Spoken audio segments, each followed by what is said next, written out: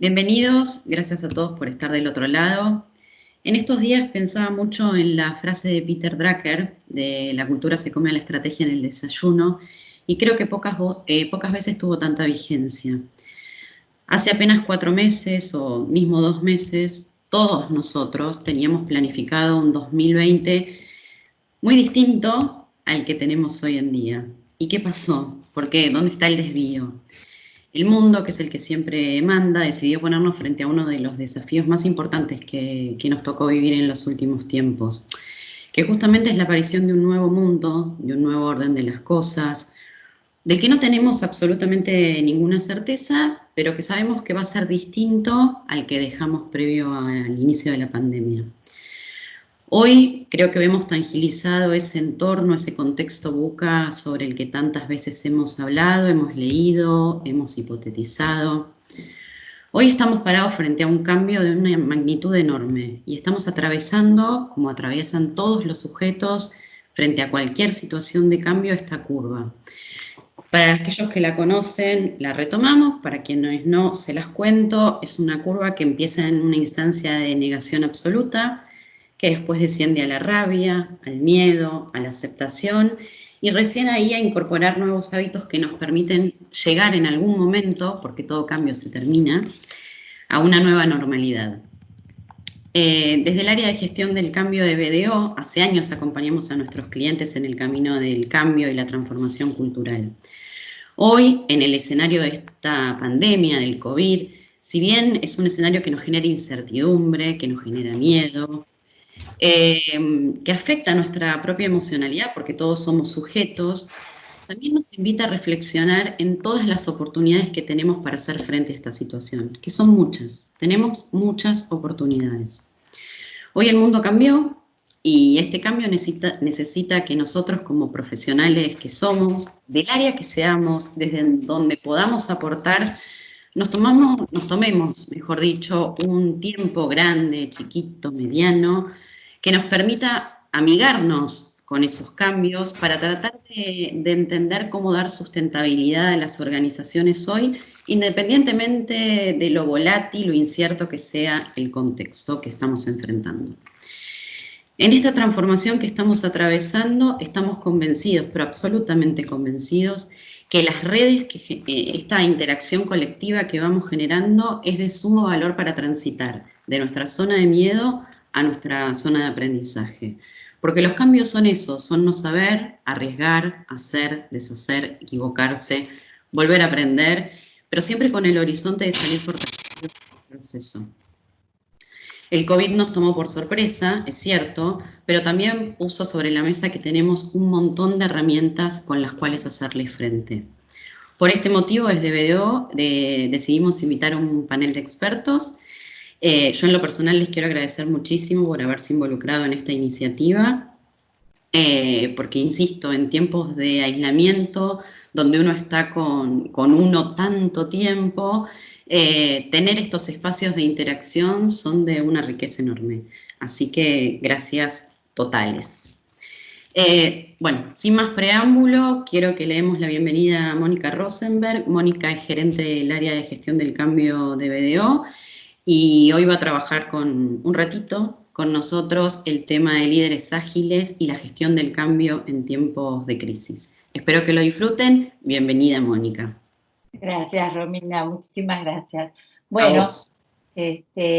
siguiendo un poco con lo que está contando Romina, ¿no? Me gustaría empezar con estas dos preguntas, ¿no? Que son dos preguntas que con frecuencia están en nuestras mentes, están en nuestras conversaciones, son como el telón de fondo que tenemos, ¿no? ¿Cuándo se termina esta crisis? ¿Cómo será la nueva normalidad post-virus? Yo creo que son dos preguntas normales, porque nosotros los humanos naturalmente rechazamos la incertidumbre, rechazamos el miedo.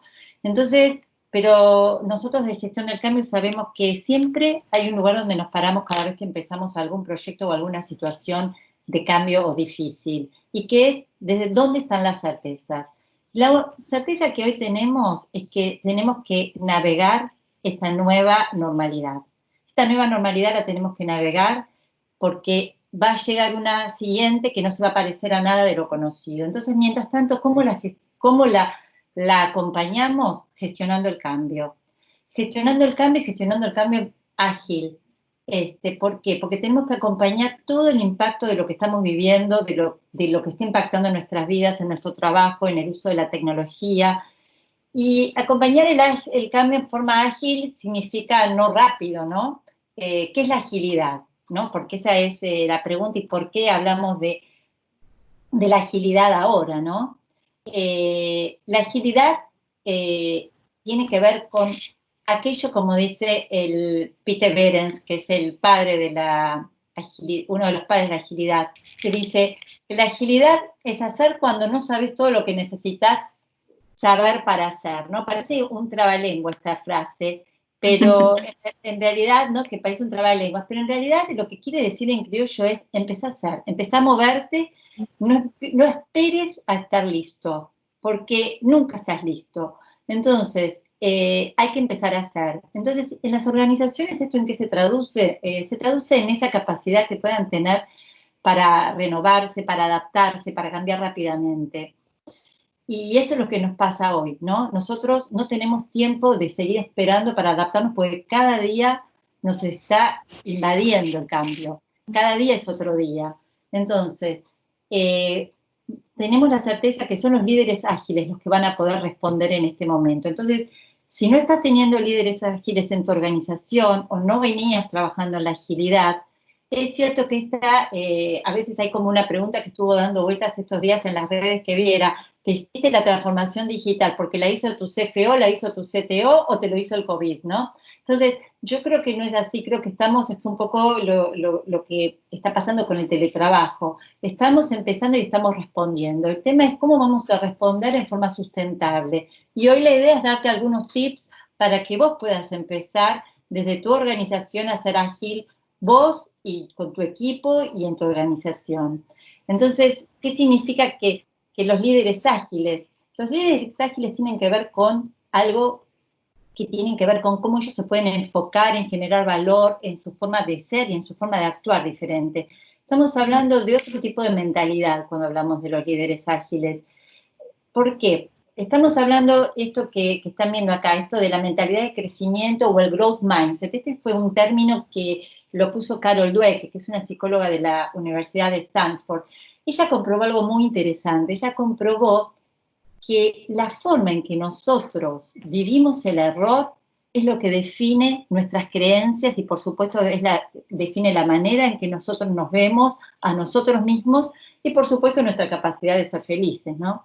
Entonces, ¿qué pasa? Esta mentalidad reactiva, como ustedes la ven ahí color roja, es roja porque tiene un baile neuronal mucho más lento, la mentalidad reactiva, la mentalidad fija, es esa mentalidad que ustedes la deben conocer de memoria, las deben tener en sus equipos o se pueden acordar de alguien, esa gente que siempre tiene una justificación o le echa la culpa al mundo, todos los demás son los culpables y ahora es el COVID y siempre es algo, pero hoy está mucho más justificado, por supuesto. Y la otra, que es la mentalidad, esto que lo ven en color verde, que tiene que ver con esta mentalidad de crecimiento, que ella la reconoce como que es una mente en estado creativo, con un baile neuronal mucho más activo, y que tiene que ver con esa capacidad de realmente hacer el esfuerzo y no huir de la dificultad. O sea, esa capacidad de ser resilientes, esa capacidad de insistir y de ver la oportunidad y ver el aprendizaje. Donde para otros el error es una catástrofe, porque recuerden que ella veía desde cómo ves el error, donde otros ven una catástrofe, esta gente es la que estamos, cuando estamos con la mentalidad. No quiero decir esta gente, porque en realidad es importante que sepamos que nosotros todos tenemos las dos mentalidades. El tema es que podamos reconocer cuándo se nos activa cada una. Entonces, si nosotros podemos empezar a reconocer como líderes, autoliderándonos, cuándo se te está activando esa mentalidad fija, reactiva, y cómo podés hacer el shift para pasar a una mentalidad de crecimiento y ver la oportunidad y ver el error no como una catástrofe, estás empezando a cambiar tu baile neuronal y a ser un líder ágil. Entonces, ¿por qué? Porque esto se va a tener que pensar, esto tiene que ver con que tenemos que empezar a mirar y a aprender del futuro. La mentalidad reactiva es tratar de mirar con el miedo, mentalidad de mirar para atrás.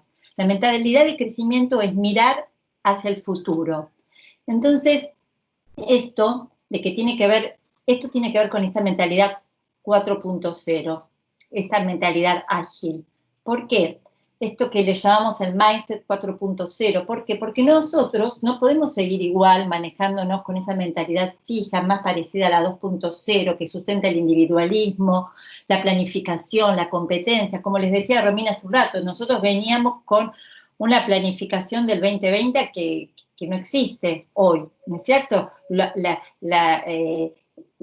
Nuestras métricas hoy no tienen vigencia, tenemos que resolver de nuevo cuáles son nuestras métricas. Me decían el otro día, me decían, bueno, pero ahora cómo vamos a hacer las evaluaciones, cómo se van a hacer en las universidades, porque ahora se pueden copiar. No, justamente, esta es la oportunidad para entender que la evaluación pasa por ver cómo aprendes a pensar, a concluir. No lo vas a encontrar en ningún libro, no pasa por copiarte. Y esto va a tener que ver con desarrollar la mentalidad 4.0 ya desde la educación, desde las universidades, algo que veníamos pidiendo y nos estaba dando. Bueno, ahora viene la oportunidad. Empezar desde abajo, desde educar en forma diferente, transmitir nosotros nuestros encuentros, nuestros talleres, todo va a empezar a ser la forma colaborativa en forma diferente. ¿Por qué? Porque nos vamos a empezar a basar más en esta mentalidad 4.0, tiene que ver con una mentalidad basada más en la confianza y en la responsabilidad para promover mucho más el enfoque en el cliente y más en el avance que en la perfección. Entonces, todas estas características que estamos viendo acá tienen que ver con características del corazón de la agilidad. O sea que, como ustedes pueden ver, son todas características que te mueven a la acción y que tienen que ver mucho más con el ser y el hacer. Entonces, estamos viendo acá los valores ágiles que tienen que ver con el manifiesto ágil, pero cómo hoy, y acá queremos ya empezar a hablar cómo podés empezar con el cambio. Primero, estos son 4 puntos que tenés que tener pendientes en cómo estás mirándote hoy. ¿Estás mirando las personas? Las personas significa, estás mirando su salud, su seguridad, que son hoy tapa del diario de todos los días en todo el mundo, y también que puedan estar productivas. Después, la entrega de valor. Estamos revisando cada día dónde está el valor. Todos los días revisemos dónde está el valor y pongamos foco en esas actividades que hoy dan valor. O sea, hacete la lista y quédate con lo mínimo indispensable, pero haciendo foco. El otro punto, la relación con el cliente. Más que nunca tenemos que estar empáticos con el cliente y reconocer dónde el cliente está necesitando valor. Vamos a darle donde el cliente necesita valor, ahí se lo vamos a estar dando. No podemos seguir estando según lo que teníamos, los acuerdos que teníamos. Son momentos de valor para el cliente. Y por último, los planes. ¿Tenías planes? Bueno, pero más que planes hoy es, ¿qué aprendes adaptándote al cambio? Y acá, cuando estamos hablando del aprendizaje, es aprendizaje con conciencia porque tenemos que empezar a salir del piloto automático. El plan era un piloto automático. Hoy es flow, o sea, conciencia y aprendizaje. Entonces, ¿por dónde vamos a empezar en cambio con respecto a las personas? Bueno, como decía Romina, vamos a pasar por curva de cambio y vamos a pasar por muchísimas curvas del cambio, porque saben que la curva del cambio no es lineal, no es que es progresiva. Vamos y volvemos, hay días que estamos con miedo, vemos que negativos, tenemos mañanas, tenemos tardes diferentes. Entonces, mirando la curva del cambio que tenemos que estar pensando que tenemos, por lo menos que les recomendamos, 3 claves para observar. Porque el líder ágil y que es virtual, el principal shift que tiene es pasar de comando-control, ¿no? Su principal es este cambio, ¿no? De comando y control a confianza y autonomía. Entonces, ¿qué tengo que mirar? ¿Cómo voy a manejar la presencia, el lenguaje y la mirada? Que son los 3 niveles de atención para aprender y desarrollar a los líderes ágiles. Entonces, vamos con la presencia. Presencia, por supuesto que a pesar de que tenemos los equipos remotos, el cara a cara es muy valorado. Por lo menos nuestra recomendación es 2 veces por semana hacer un cara a cara, porque la energía y la predisposición y lo que podemos ver es muy diferente. Tener en cuenta, 3 cosas a tener en cuenta. Tener en cuenta la herramienta que vas a usar. Acordate que la herramienta no es la que hace a la conversación. Entonces, ¿qué tipo de encuentro necesitas? cuál es el propósito que necesitas y cuál es la herramienta que vas a usar y elegirla. El tiempo, menos es más en este momento. Están todos saturados de reuniones, de webinars, una vorágine de mails, de chat, entonces menos es más. Tenemos que ser muy claros y si es una reunión que la vas a hacer porque es un taller o porque vas a hacer, bueno, acordate, te va a llevar mucho más tiempo prepararla para poder concretar y ser con menos es más en ese encuentro. El tema del soporte, lo mismo. El soporte visual en este momento tiene que ser muy importante porque es es un elemento clave para agilizar la reunión. Siempre sabemos que una imagen dice mucho más que 1000 palabras. Entonces, tiene que ver con hacer la dinámica, con que la puedas hacer colaborativa, participativa. Siempre acordate qué podés mandar antes de la reunión para poder generar un encuentro de intercambio y que realmente agregue valor y que pueden ir directamente ya con algo pensado o algo resuelto, ¿sí? Para salir un poco para que esto sea colaborativo. ¿Qué pasa con el lenguaje? El lenguaje tenemos que ser muy cuidadosos en este momento. ¿Por qué? Porque hay muchas palabras que tienen connotaciones muy negativas y que pueden cambiar la perspectiva en la conversación.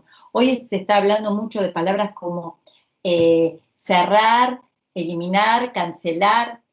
Sugerimos empezar a hablar palabras como interrumpir, posponer, reutilizar, adaptar, pero palabras que abran, no que cierren posibilidades. Estamos llenos de restricciones en un montón de ámbitos de la vida. Entonces, invitamos y proponemos para generar un entorno mucho más positivo, abrir y hablar con un lenguaje que abra posibilidades. Y que invite a ser parte. Entonces es útil recordar que siempre que estamos hablando de agilidad, hablamos, como les decía, de conexión emocional, de confianza y de relacionamiento. ¿Por qué? Porque es mucho más ágil, siempre es mucho más ágil. Entonces, la daily es algo típico que se usa en los equipos ágiles. Es esa reunión diaria, breve, de alto nivel, que tiene el objetivo que tiene es sincronizarnos, ponernos como a punto.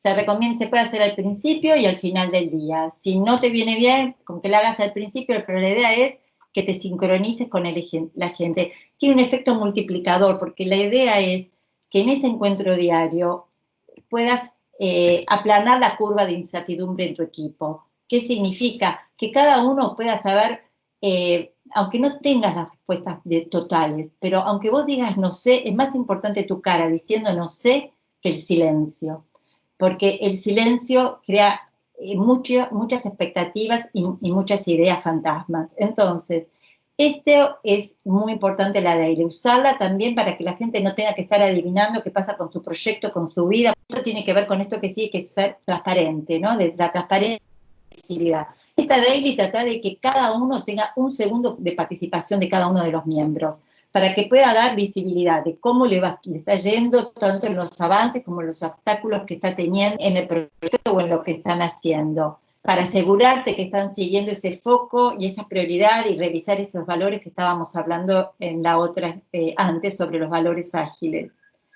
Es importante también que tu mensaje sea, ya que estamos hablando de lenguaje, cuando estás en esta daily, que la idea es transparencia y visibilidad de por dónde vamos y cómo nos alineamos, y no que necesito controlarte para que trabajes. Estoy mirando y haciendo micromanagement. Eso también es como este mindset de cambio en esto, porque estamos trabajando por objetivos, estamos trabajando diferente. El lenguaje corporal es el otro tema. El cuerpo. Ustedes saben que 50% de nuestras conversaciones tienen que ver con lo gestual, 30% con el tono de voz, se pierde un montón en lo virtual. Entonces, todos los medios que puedas ayudan y son parte. Yo ya estoy conociendo casos de empresas de que se paran, de que hacen alguna dinámica, que se paran, que se mueven, algunos que muestran parte del lugar donde trabajan, o que muestran las mascotas, o que muestran los hijos. O sea, si podés salir del cuadrado de la pantalla, como que salir de la caja, mejor. Todo lo que puedas inventar para salir de la caja y darle otro toque, ¿no? El otro, la mirada. Bueno, la mirada es algo muy importante, ¿no? Porque también tiene que, esto en la lógica ágil es salir de esa mirada individual a la mirada del equipo, ¿no?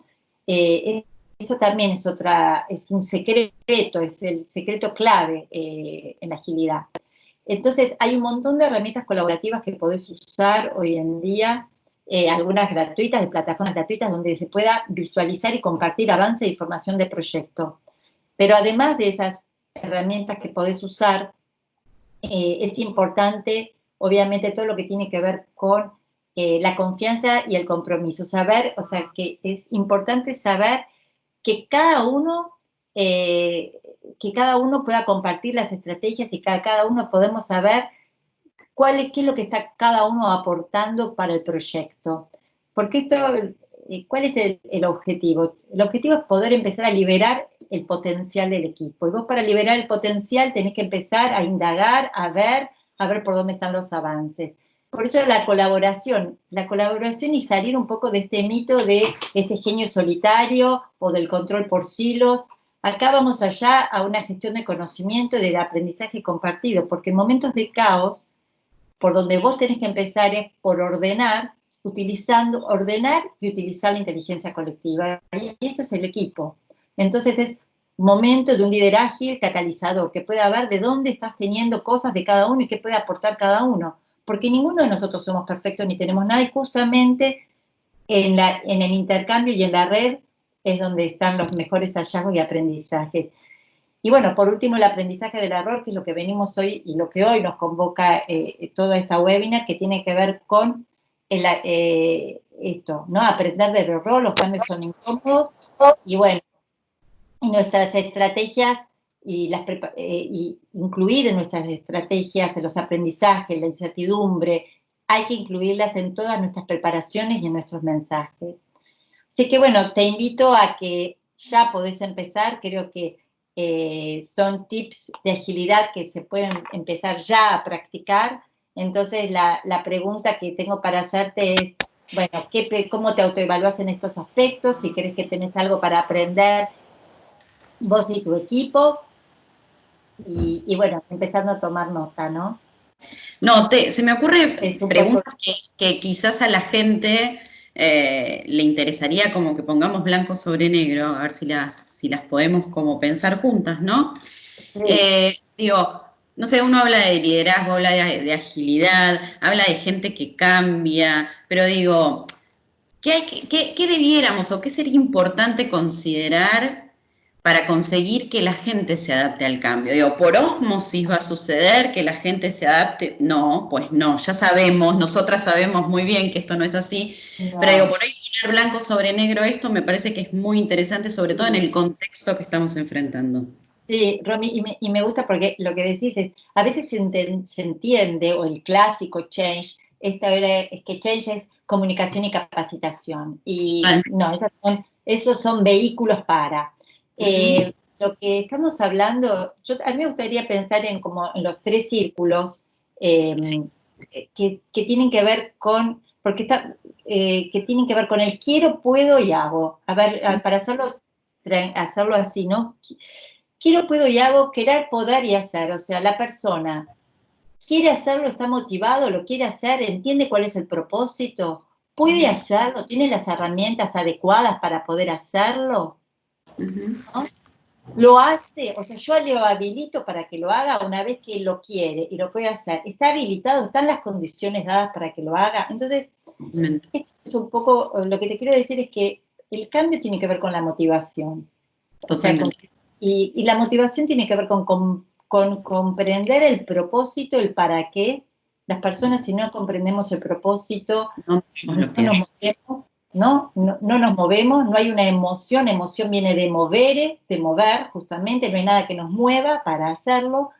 Y entonces, básicamente, si hay un check-in que tenés que hacer de si la persona está motivada, bueno, quiere, puede, está habilitada para hacerlo, sería como de sencillo, ¿no? Sí, quiere, puede y sabe, ¿no? También, porque digo, el sabe muchas veces es esto, ¿no? Está habilitado no solo significa, digamos, si estás habilitado dependiendo de un otro, No, digamos, claro, quiere, sabe, poder, puede. claro, si puede, si tiene las habilidades y las destrezas necesarias, Y a veces totalmente. es esto, ¿no? Porque hace un ratito hablábamos de aprendizaje, vos ahora traes de vuelta el tema de quiere sabe puede o quiere sabe está habilitado. ¿Cómo sería esto de la agilidad en el aprendizaje? Digo, hoy el mundo es ágil per se. Ahora, sí, es como, ¿es ágil es ir más rápido, es conseguir resultados en menos tiempo? No. ¿Cómo es ser, digamos, ágil en el ámbito del aprendizaje?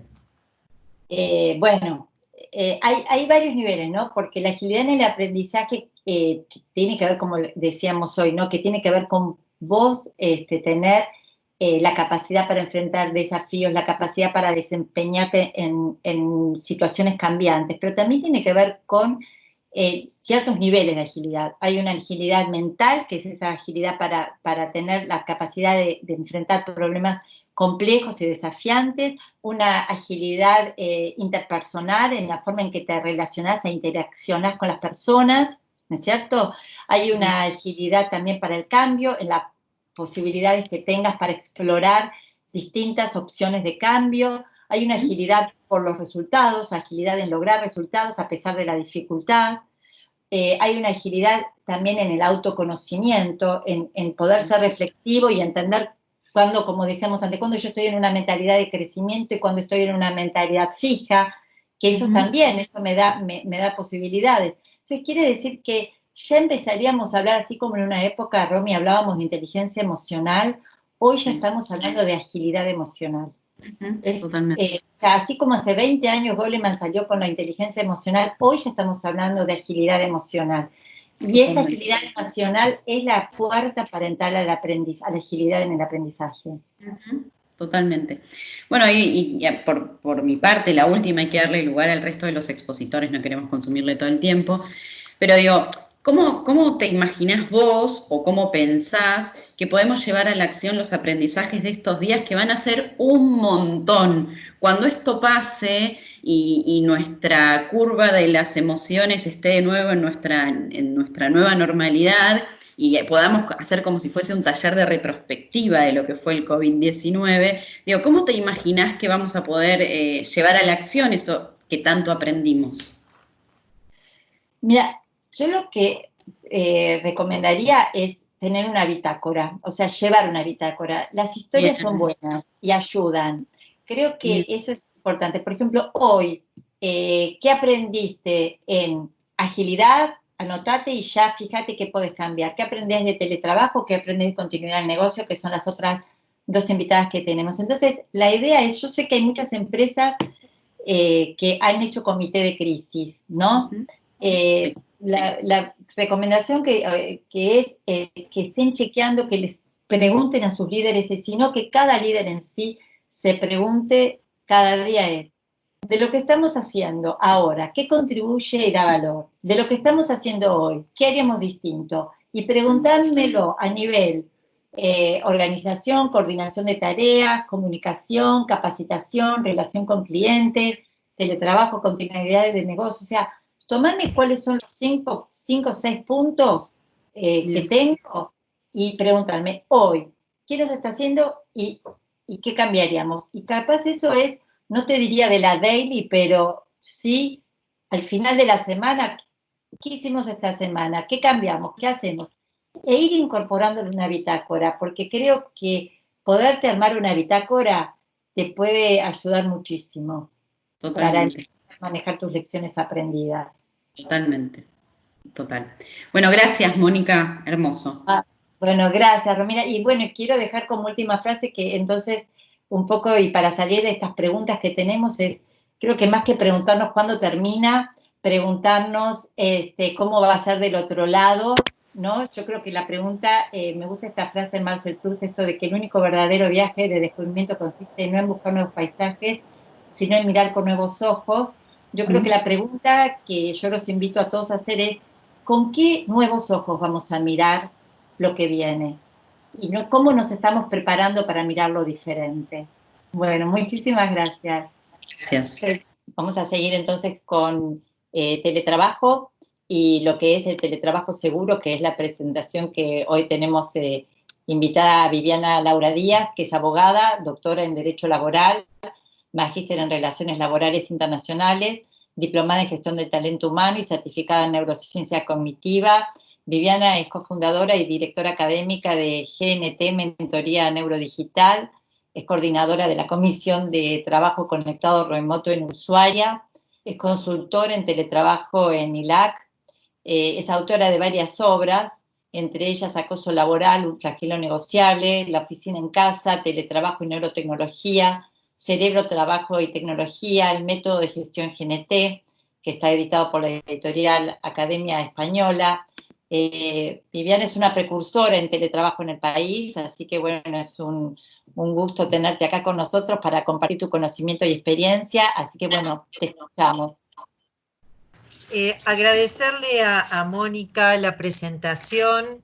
Estamos intentando todas, digo todas porque justamente somos todas mujeres las que nos encontramos en este equipo de trabajo humanizando la tecnología, porque a veces la tecnología también nos juega una mala pasada y bueno, estamos nosotras, los humanos, las mujeres en este caso puntualmente, para salir a flote. Y hablamos de teletrabajo y vemos entonces la evolución del teletrabajo en esta siguiente slide, que nos muestra justamente esto, ¿no? ¿Cuáles fueron las distintas etapas del teletrabajo? No se ve, pero ahora sí. Y en esta primera evolución del teletrabajo podemos ver 3 generaciones, y esto un poco para desmistificar lo que es el teletrabajo y el trabajo conectado y remoto. Allá por los 70, Jack Niels, el padre del teletrabajo, se encuentra en una enorme congestión vehicular, justamente en esa época no había pandemia, con lo cual el tránsito era terrible, y él se le ocurrió, ¿por qué no hacemos que el trabajo venga al trabajador? Y con este concepto, congestión vehicular, empezó a trazarse lo que fue la oficina en casa.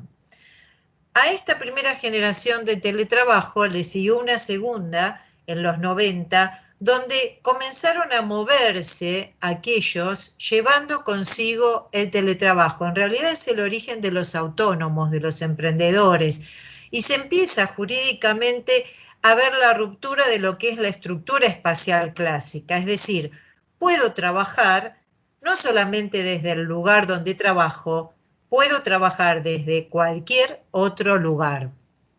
La tercera generación, que se da a partir del año 2000, tiene que ver con la nube, y esto implica que la oficina virtual justamente hace que yo trabaje desde cualquier lugar.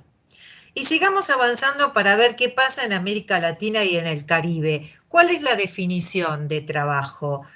El teletrabajo es una forma de organizar el trabajo a distancia. El trabajo conectado y remoto es el género.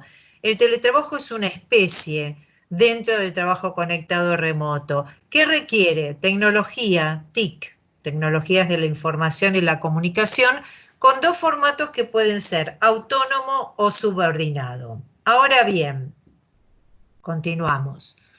Esta forma de trabajo conectado y remoto requiere, y lo vemos en el próximo slide, requiere de algunas particularidades que a su vez dan lugar a beneficios.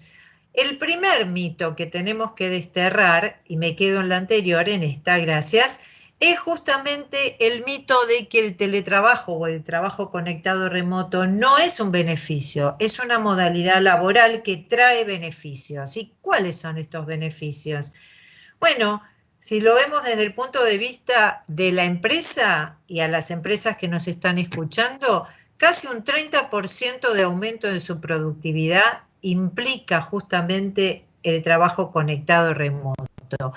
Algunos otros beneficios que tienen que ver con la retención de talentos o la atracción de talentos. Hoy, un chico de generación X, un chico ya de generación, no digo Z, pero un millennial y uno de generación Y y Z también, inclusive, solamente se quedan en la empresa si tienen teletrabajo. Una reducción de los accidentes in itinere, que son los que se producen cuando voy o vengo del trabajo, claro, obviamente, hay reducción a aquel momento presencial.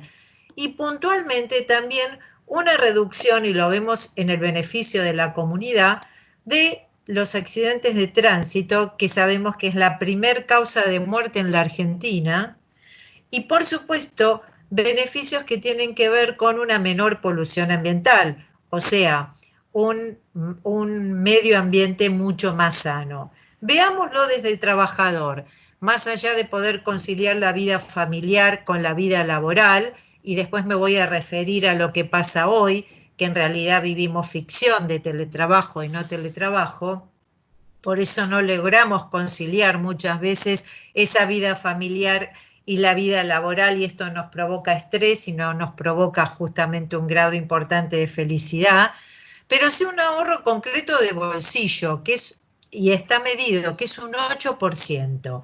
Si todos estos son los beneficios de trabajar conectadamente, ¿por qué no había, tiempo pasado, más empresas que lo hicieran? Veamos con la próxima Filimina. Y nos encontramos en la situación de hoy. Yo me quedo en casa, estamos frente al COVID, se nos requiere mucho de prevención y de higiene, y vivimos una ficción de teletrabajo. ¿Por qué? Porque nos han prácticamente arrojado a teletrabajar, muchas veces sin permiso, ¿no? Y nos mantenemos navegando sin red emocional, sin red jurídica, y muchas veces con un exceso de información que nos provoca una infoxicación en un fenómeno que es la infopandemia. Vivimos una ficción de teletrabajo que lo que nos hace es muchas veces tener un mal desempeño de este formato, la peor versión, diría yo, del trabajo conectado y remoto. Y veamos más. ¿Por qué digo que es una ficción del teletrabajo? Porque el teletrabajo, que dijimos que era una especie dentro del trabajo conectado y remoto, requiere instrumentación, requiere la firma de un convenio, de un acuerdo entre ese trabajador y ese empleador, que pueda de alguna manera describir todas las particularidades que hacen a esta modalidad. Requiere la reversibilidad, es decir, el poder volver al formato presencial si fui contratada como un trabajador presencial. Obviamente, en la ficción del teletrabajo, que es la que vivimos hoy, esta reversibilidad no se puede dar. Estamos en un 100% de teletrabajo, de trabajo conectado y remoto ficticio, cuando lo recomendable es un esquema de 3x2 o 2x3, porque siempre lo presencial, el cara a cara, es inherente a la naturaleza humana y es imposible de reemplazar. Ese radio pasillo que nos hace bien y a veces mal, es también una forma o forma parte de esta modalidad laboral que tenemos. Y nos metimos y hoy somos todos expertos en trabajo conectado y remoto, pero sin entrenamiento, sin capacitación, sin prevención. Muchas veces los trabajadores ni siquiera saben, y la RT ni siquiera conoce, si esa persona está trabajando conectadamente y desde cuándo y desde dónde.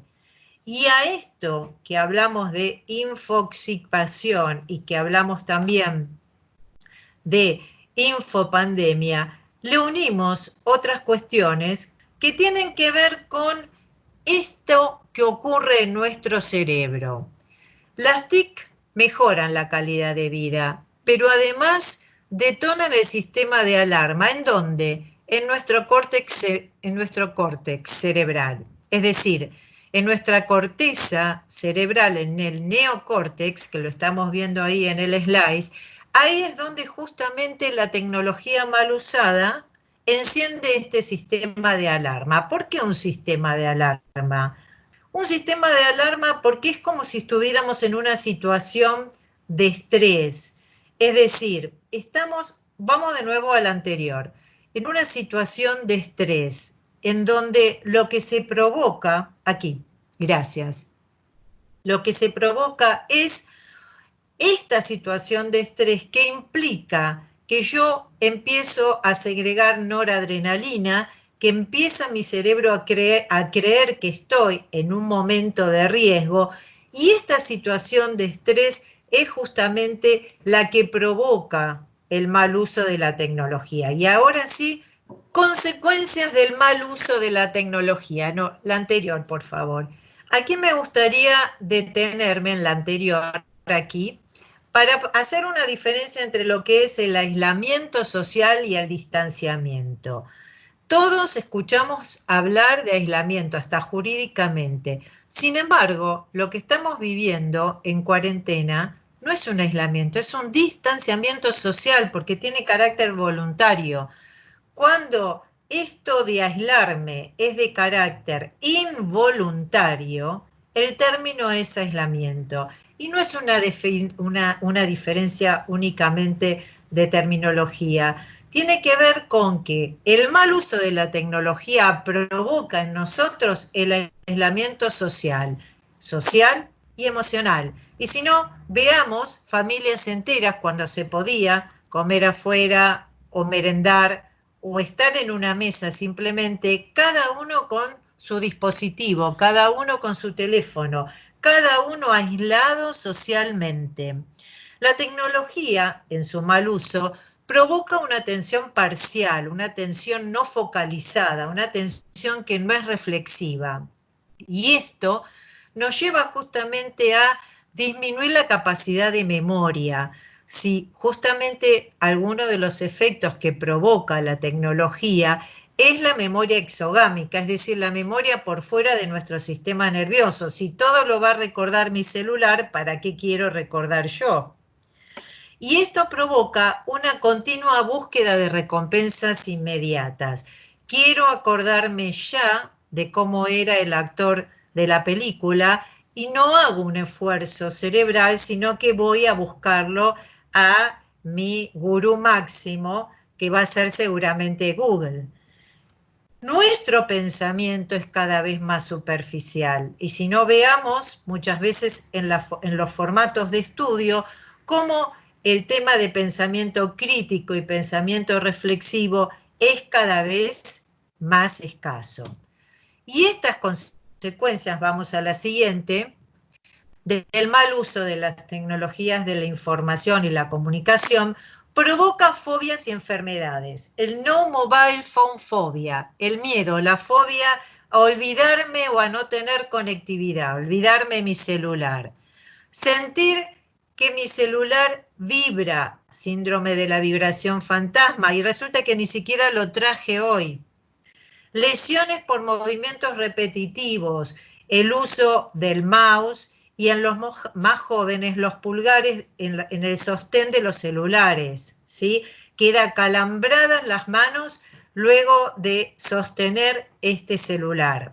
La tensión ocular, el ojo seco, la queratitis, la vista nublada, la deshidratación de la piel, en especial para aquellos que utilizan, por ejemplo, los chicos que utilizan mucho los videojuegos, los eSports. El insomnio, ¿sí? 1 de cada 4 personas sufre de trastornos de conducta provocados por la tecnología, y lo dice la OMS. El tecnoestrés y la tecnoadicción. Adicción por estar todo el tiempo con la tecnología. Estrés por no saber cómo hago para entrar al Teams y cómo hago para ingresar una Zoom y cómo puedo hacer para estar al día con la tecnología. Dolencias propias del mal uso de las TIC. Y seguimos. La próxima. Ahora bien, reconozco las fobias y las enfermedades y utilizo una palabrita que a mí me gusta mucho y que tuve la oportunidad de desarrollarla a través de un método que se llama método de gestión NeuroTIC, que lo voy a compartir ahora con ustedes, que es la prevención. Prevenir es adelantarse, ¿sí? Adelantarse a un resultado, ¿no? A un diagnóstico. Pero provenir es además dotar a alguien de las herramientas para poder tratar ese diagnóstico o esa enfermedad. Entonces la pregunta tiene que ver con cómo prevenir esta adicción a las TIC y cómo reconocer las buenas prácticas.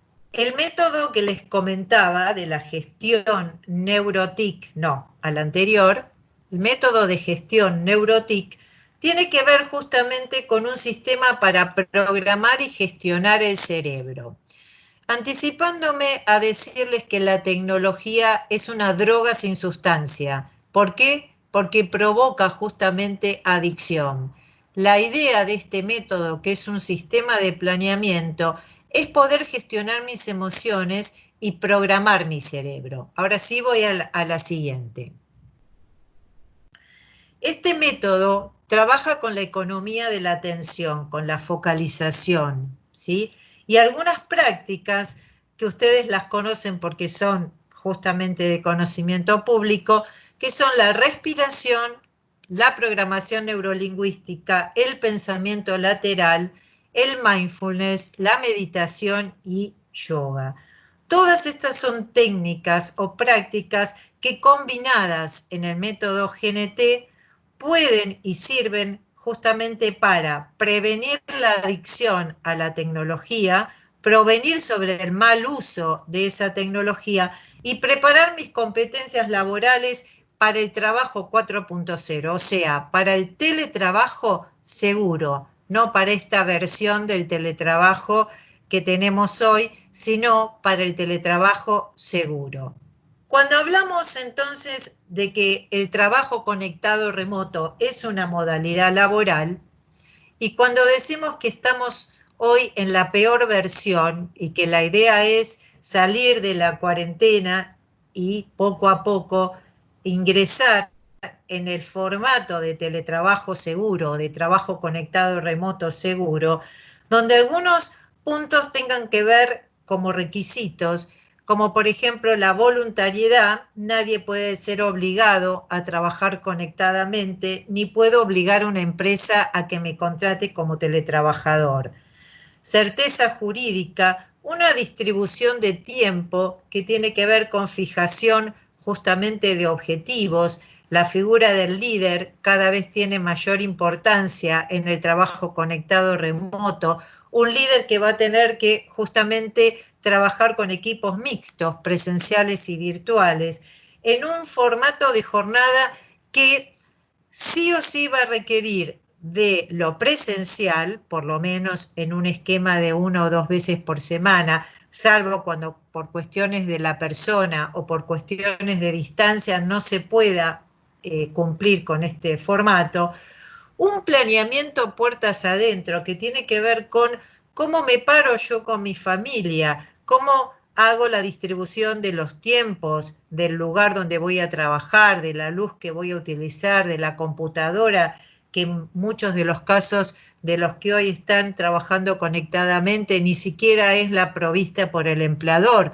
Cada uno está usando su propia herramienta. Si la herramienta deja de funcionar, también va a ser el propio trabajador el que tenga que pagar el costo de ese arreglo, ¿no?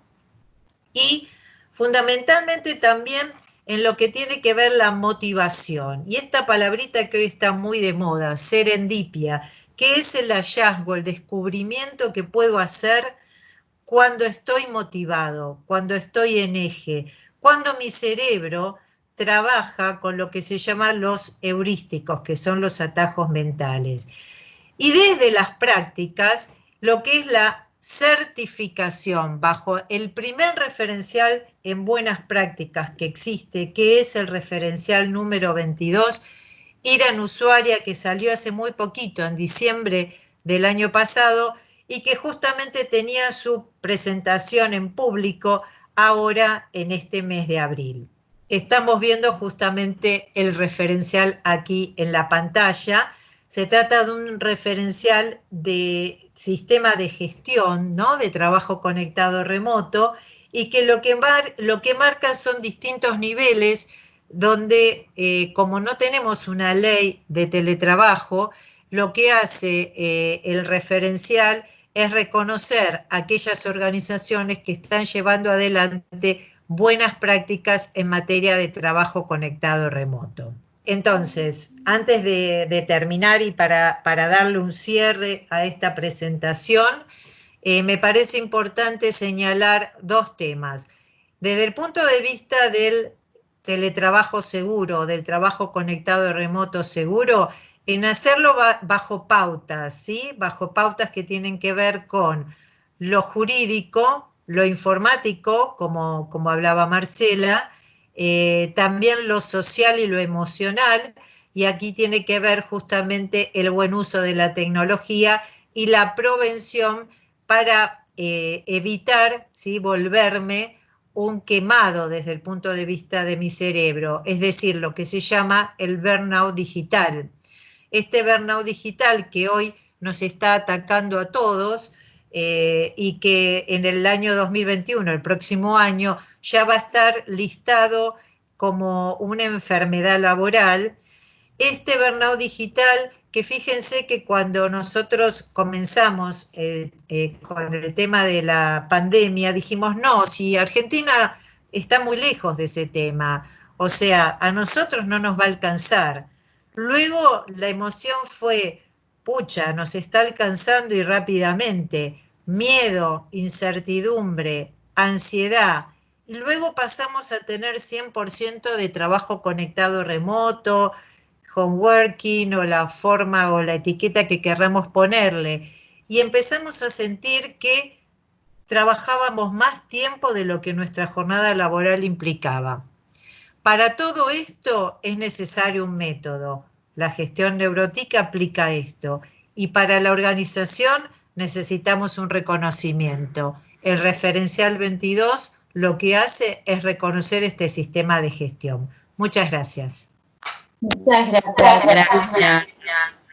Vivi, para cerrar un poco, Sí. me parece muy interesante todo lo que nos fuiste comentando, porque leía que un informe esta semana, que hasta antes de la pandemia había un 35% de empresas con modalidad de teletrabajo. O sea, quiere decir que hay un 65%, un 60% de empresas que hoy pasaron a esta modalidad de teletrabajo, y que, bueno, todo lo que vos nos estás contando tiene que ver con cómo esto poder transformarlo en un plan de sustentabilidad, y que esto sería ir hacia un teletrabajo seguro, en el día de ir convirtiéndonos.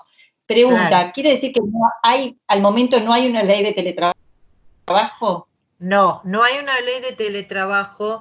Desde GNT, Mentoría Neurodigital y el Observatorio del Trabajo venimos trabajando en un proyecto de ley fijando justamente lo que sería el orden público, los mínimos inderogables que debieran existir para aplicar el teletrabajo, ¿sí?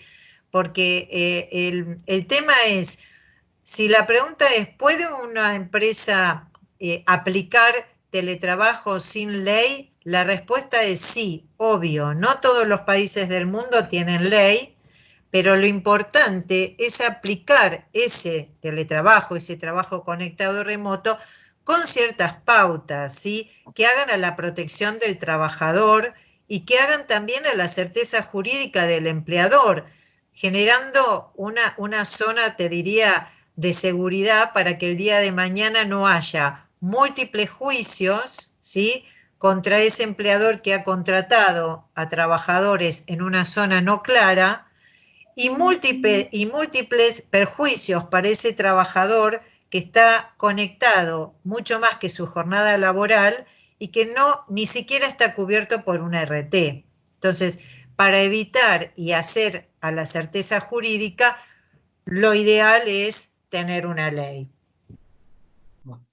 Sí, te agradezco un montón. Era eso porque sí, me imagino que también la pregunta que me viene ¿es posible tener un teletrabajo seguro sin ley?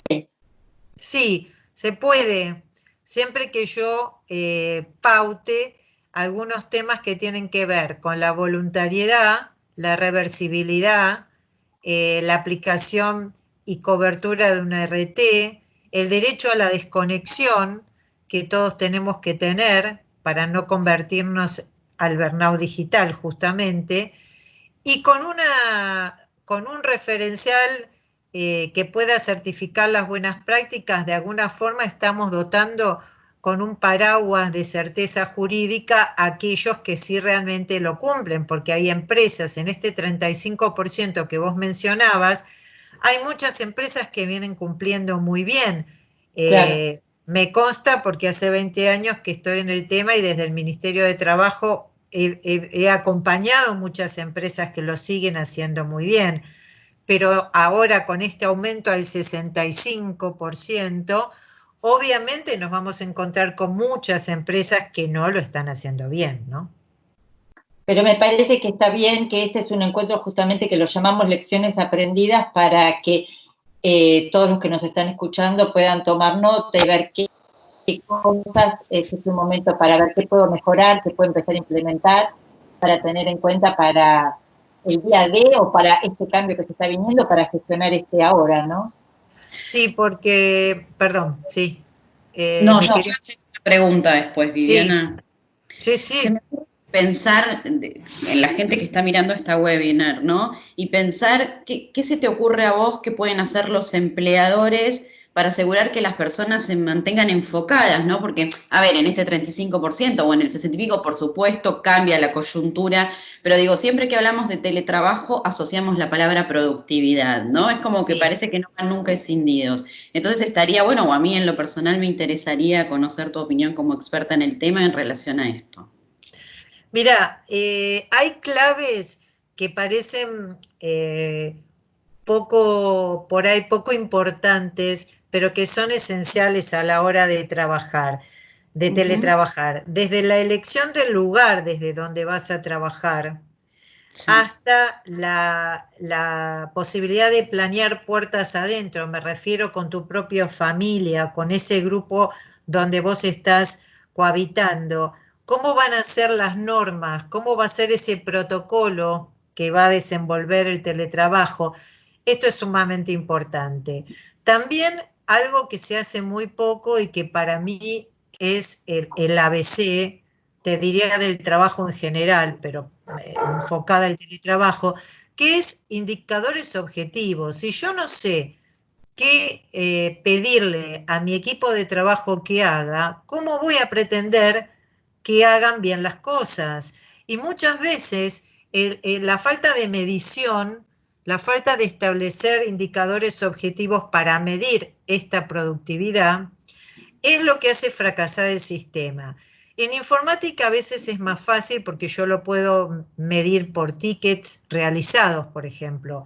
Pero cuando se trata de recursos humanos, de capital humano, de personas, la fijación de indicadores tiene algunas vueltas, pero no significa que no lo pueda medir. Es absolutamente medible. Lo que requiere es un trabajo extra. Y te voy a decir, no tanto del teletrabajador, sino de ese líder, de ese jefe del teletrabajador. Es más difícil ser jefe de un teletrabajador que ser un teletrabajador. Mil gracias, clarísimo. No, al contrario. Bueno, Bueno, chicas, cualquier cosa quedo a disposición para las preguntas que hayan. Como siempre hemos podido paliar todas las situaciones, así que me parece que la crisis siempre es una oportunidad para fortalecernos. Creo que si hay algo que tenemos es resiliencia y hoy lo hemos probado con creces, así que un cariño a cada una de ustedes y quedamos, como siempre, conectadas. Gracias, Moni, por la apertura. Gracias. muchas gracias, muchísimas gracias. Gracias. Hasta Chao, luego. chao. Bueno, vamos a seguir entonces con la presentación de Marcela Erdosain sobre continuidad del negocio. Marcela Erdosain es responsable de gobierno de IT de la Superintendencia de Riesgos de Trabajo, es computadora científica, tiene una trayectoria de más de 20 años en empresas de primera línea de sectores financieros, de telecomunicaciones y de gobierno. Estuvo a cargo en proyectos de gobierno de TI, de cumplimiento y procesos, y está certificada en gestión del cambio y en design thinking. Así que, bueno, Marcela, esperamos con mucha inquietud toda tu presentación sobre este tema tan coyuntural. Hola, ¿Qué tal? Buenas, gracias por estar participando de este webinar. Y bueno, hoy un tema tan candente como es la continuidad del negocio, sobre todo nos estamos refiriendo a qué es lo que pasa cuando surge un evento que irrumpe en lo que es la continuidad operativa o la continuidad del negocio, ¿no? Entonces, lo primero que hay que diferenciar es cuando hablamos de un incidente, cuando uno, por ejemplo, va a hacer una operación bancaria y no funciona el sistema y después se recupera, digamos, ese es un incidente que interrumpe el servicio momentáneamente.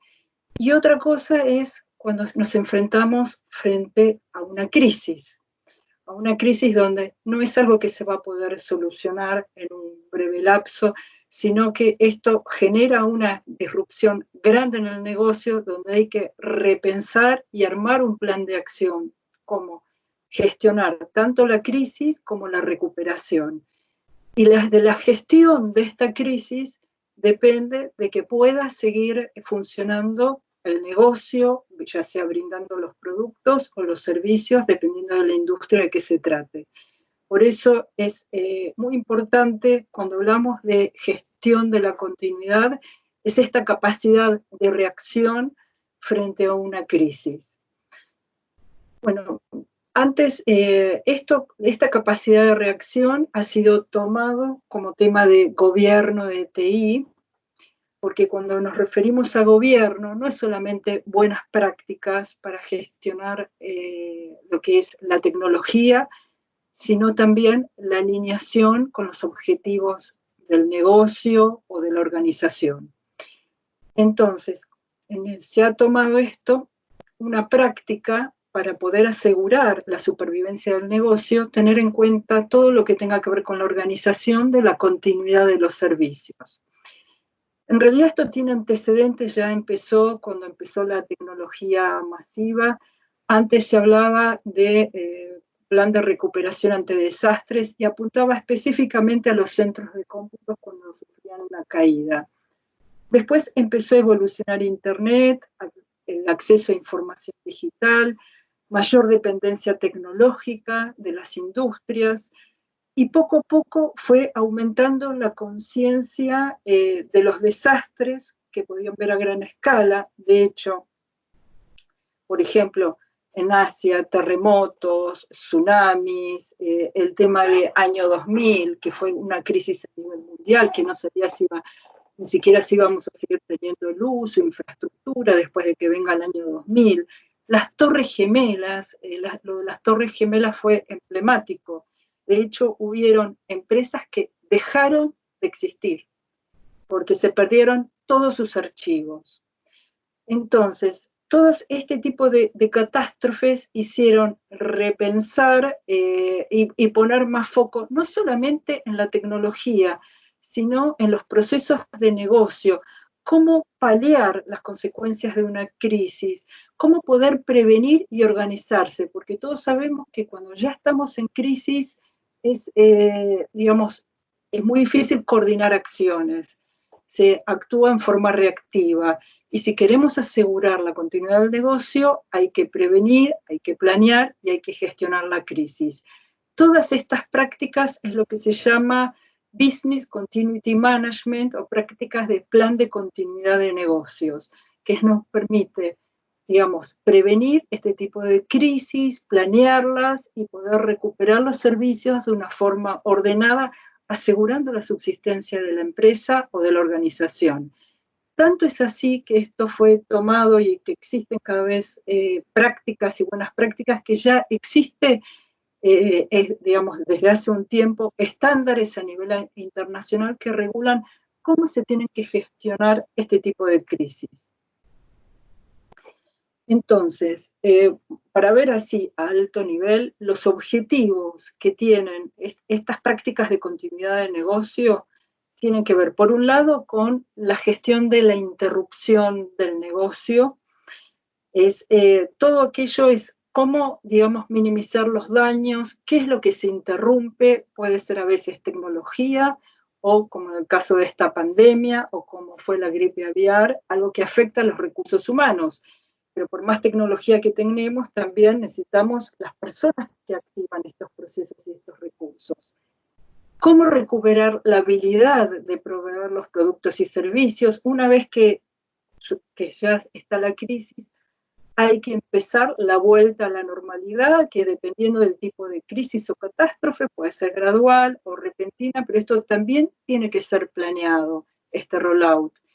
Y teniendo en cuenta todas estas lecciones aprendidas de cómo manejar una crisis, esto mejora la resiliencia de las organizaciones, permite una adaptación más rápida de los cambios y tomar las lecciones aprendidas durante la crisis es como entrenar este músculo para estar mejor preparados para futuras crisis.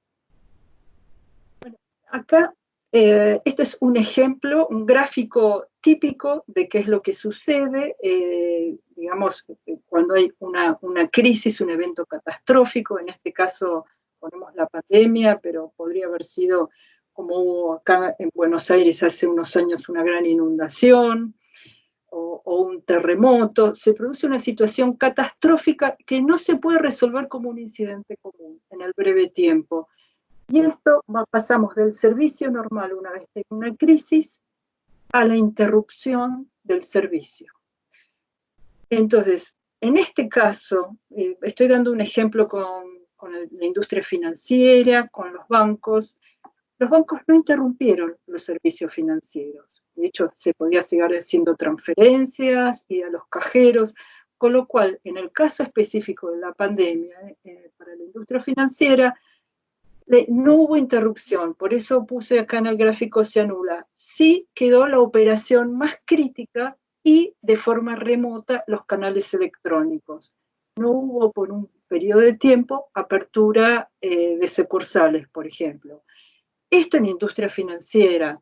Todos sabemos que a nivel retail, negocios, comercios, salvo lo que es alimentos, farmacias, acá sí se vieron afectados por el decreto de la cuarentena obligatoria, tuvieron que cerrar. Entonces, en este caso sí fue interrumpido el negocio, ¿no? Muchos negocios tuvieron que cerrar, muchas pymes que no estaban fuera del decreto y no pueden continuar con sus servicios. En algunos casos sí tuvieron que reinventarse para recuperar la habilidad, quizás no a full, pero de alguna manera para seguir proveyendo estos servicios. Acá lo que estamos viendo es lo que se llama la metodología básica cuando tenemos que pensar en continuidad, qué es lo que tenemos que identificar.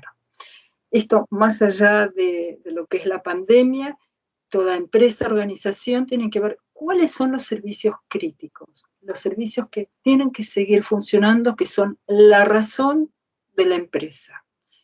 Estos servicios críticos hay que mapear cuáles son las personas que brindan y que dan apoyo a estos servicios, los procesos que están involucrados, puede haber más de un proceso para poder llegar a brindar ese servicio o ese producto, y cuál es la tecnología que está atrás. La tecnología, nos podemos referir a herramientas, aplicaciones que soportan eso, que permiten que ese servicio como un todo pueda ser brindado. Entonces, esto en la metodología de continuidad del negocio es lo que se planea en las empresas teniendo en cuenta estos tres pilares: personas, procesos y tecnologías, e identificando la criticidad de los productos y de los servicios. Ahora vamos a ver un poco esto que ya, sobre todo la industria financiera que está muy regulada por el Banco Central, están obligados a tener plan de continuidad de negocios. ¿Sirvió estos planes de continuidad? Sí, muchos de estos planes se pueden reutilizar, pero hay cosas nuevas que hubo que tener en cuenta con la aparición de la pandemia.